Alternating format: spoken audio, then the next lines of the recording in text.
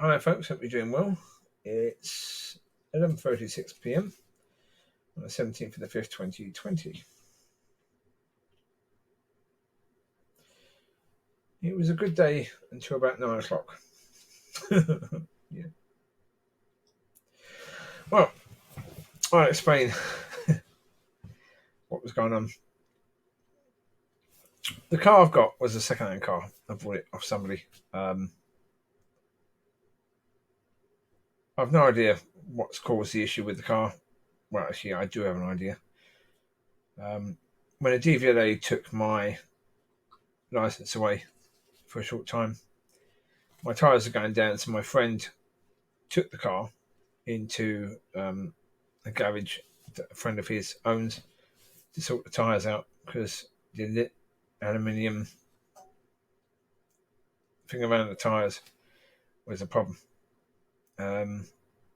It makes the tyres go down easily and all this rubbish. So it had to be sorted out, it had to be cleaned and everything. So the thing of it is, the reason why I think that could be why is because this friend of mine here has a habit. I had a Citroen C5, and the Citroen C5, all the one I had no problems at all, none at all. Until one day, he was driving it. I was in the car. He was just trying to show me how he would drive the car, trying to show off a bit. And he had it in sixth gear, trying to go 30. Now, of course, this C5 is a heavy car, weighs about the same as the X-Trail does. And within a day of him doing it, suddenly the car had a problem. Right at the time I was trying to sell it. So it's like, well, that's helpful. Again, it's because of him showing off. Now, I don't know how he was driving this car, but really, when he came back, the car had this warning light, which was the exhaust filter, possibly. So I bought all the stuff to try and clean the exhaust filter out. Hasn't really worked. Then he said, oh, there's a garage down the road that has this Supreme unleaded fuel. That's supposed to be much better fuel for diesel cars. That maybe I'll sort that out and clean it out. So, I still had plenty of fuel in the car, I thought I'll go and find where this garage is. So I went down there and I spotted it that actually it's not Supreme unleaded for diesel, it's Supreme Plus. Supreme Plus. The Supreme unleaded is for petrol. So the idea was get it down to 1 bar of fuel available and then go and refill it with this stuff. So went down tonight to refill it, got to the petrol tanks. First of all, I had to figure out where the blinking thing was on the car, because on some cars it's on the passenger side, some cars it's on the driver's side. Right, okay, figured out where that is, cool. Started pumping. Got to about 56 quid. I looked over, so I was keeping an eye on it, then realised, right, okay, I've got the Supreme unleaded in here. Oh dear. That's petrol in a diesel car. Oh no. So that was £56 of petrol being put into a car that's diesel. So I had to pay for the petrol. Then I had to I tried to find a garage to see if they could do it on the spot, but they couldn't. So I had to get a taxi home. That was another £6 something. Then I had to phone the insurance people. Well, their normal number isn't working for some reason, so they gave other numbers. So it took a while to get through to them. So that was quite frustrating. Finally got through to them. They put me through to the REC, saying it's now dealt with by the REC. So I was like, right, okay. When they said that they can get it done, it will cost £244. Well, that was far cheaper because the garage told me it'd be about £400. So it's like, right, no. REC, yeah, I'll pay you to do it. £244. You do it. Go on. But it turns out they're employing the same garage. The same people that said it'd be £400 are doing the job for probably less than £244. Because of the fact, obviously, then the IC is not really paying them that much money. So crazy, isn't it, really? So, yeah. So now the car's being towed to the garage, which will then be sorted out tomorrow. Well, tomorrow at the earliest if they can get the job done. But there's a lot of fuel in there. About 40 litres of fuel. So then hopefully they put a bit of diesel in there so I can actually get the car back to the pumps and, yeah, get it sorted out. Yeah. But that's what happened. And not good. But the bloke comes to pick up the key fob for the car. It really is a no key car. You just keep the fob in your pocket and you can get in and do everything you need to do. Start the car, drive it, and lock the car. Yeah, the car's got buttons all over it. You just press the button, car locks or unlocks. Quite cool in that sense.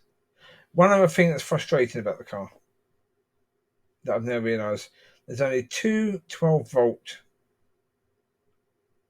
connections in that car. One in the front, right by the gear stick, which is the worst place to put it. And then one in the back. Well, of course, the back is not ideal because I've got 5 Collies in the back. I'm going to take them out. So the reason why I say this is because I have this dongle thing that connects to the phone and connects to the radio of the car. So I can play music from my phone through the car, because even though the car's got Bluetooth, that Bluetooth is only for phone calls. It's not for anything else. Which is, again, stupid. Saying that, it's a 2008 car, so maybe in 2008 they weren't having that much Bluetooth stuff, or music wasn't being played through the car, but through other stuff. So, yeah. So, yeah, that's a bit of an annoyance. So, I'll have to get something to have a few more of those things.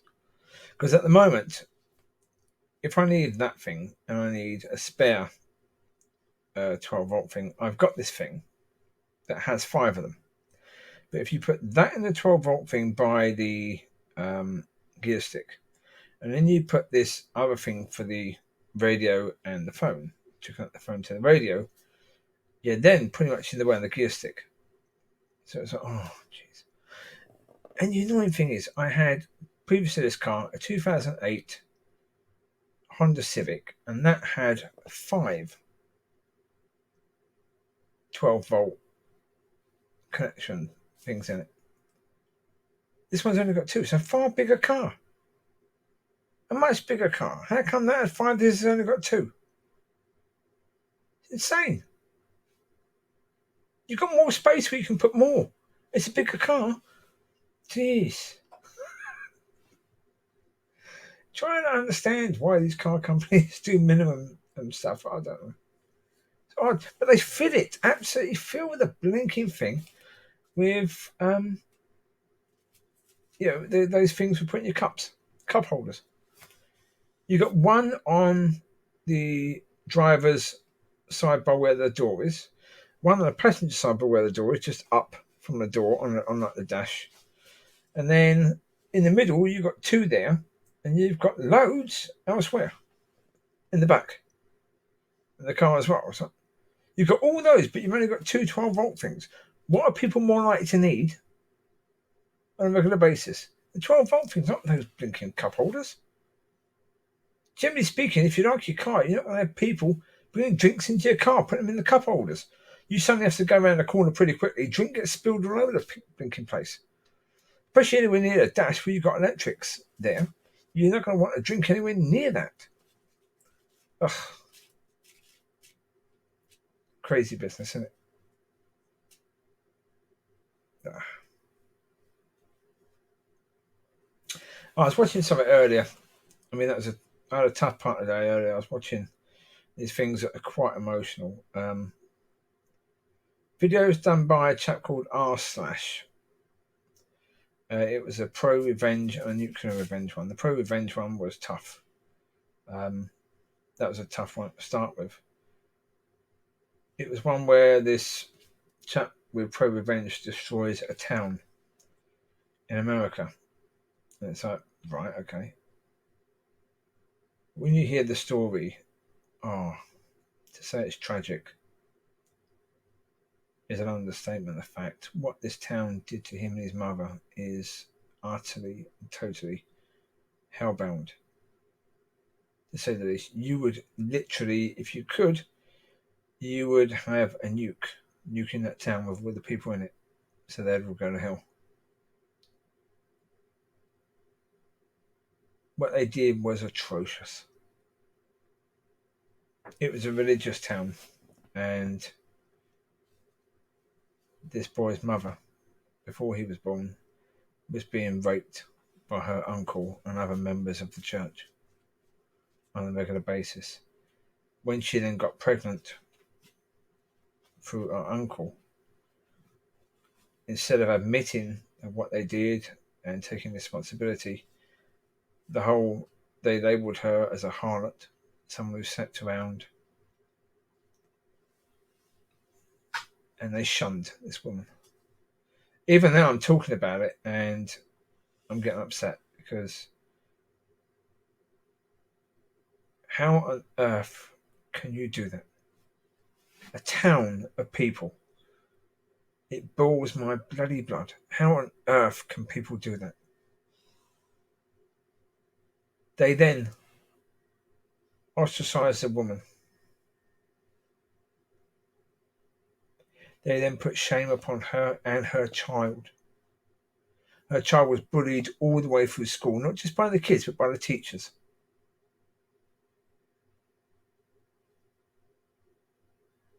By every single person in that town. Treated those two people as if they were worse than crap they just wiped off their shoe. That the people would rather eat that crap that they just scraped off their shoe than talk to these people in a nice manner. The mum died through alcohol abuse. And it's a boy who was actually writing on Reddit the story. And he says he can't blame his mum for that.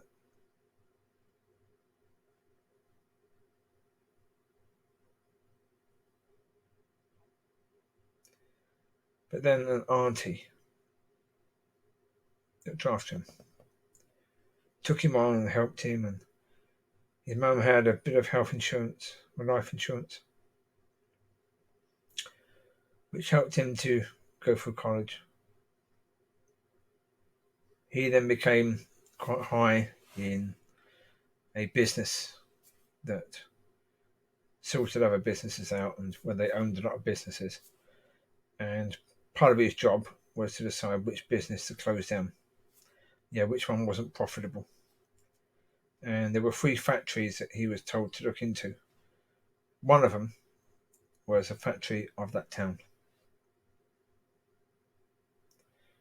Now, the religious people, they owned the factory. They ran it, they owned it. They, apparently, according to him, they promoted people according to whether they were, he said, holiness. Well, holiness is utter crap. If they were holy, they wouldn't have stood by it and watched you being abused and your mother being abused. Not if they were holy. They were fake holy. They were like these fake churchy people who looked like they belonged in a church, but only looked. But the ones who looked more like they belonged in a church, they got the promotion, not based upon whether they were better at doing the job or could actually handle leadership. So he went back to the town, and he said he was really looking forward to it. Not because he wanted to see the people, because he knew already which factory he was going to close. He said when he got back to the town, he said most of the people didn't recognise him, but a few did. And when the people finally realised who he was, they threw him a party. Welcome back to the town. We're pleased you're doing well. We all loved you, really. Trying to suck up to him because they wanted their factory kept open.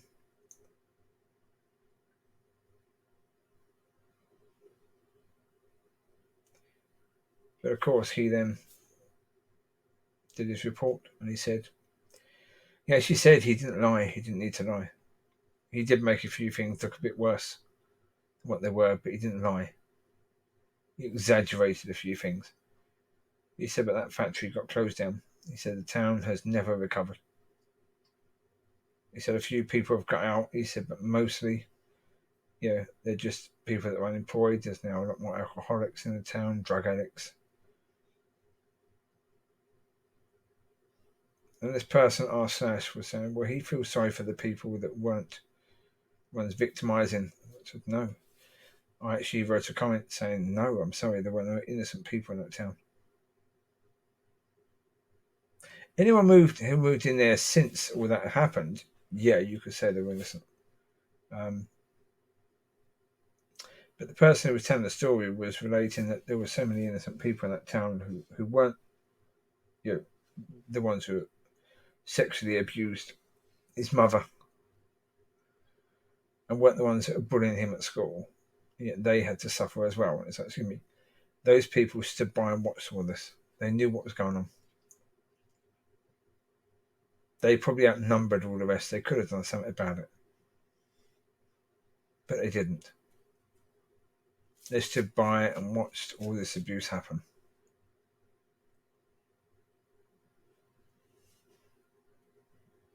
Really tough. Tough situations. And folks, there's all these things going on. There really is. There was something else on my mind earlier. I've forgotten what it was, actually. Oh, got it. Yes, there is. Let's see how long this video has been going, because if necessary, I'll start another one.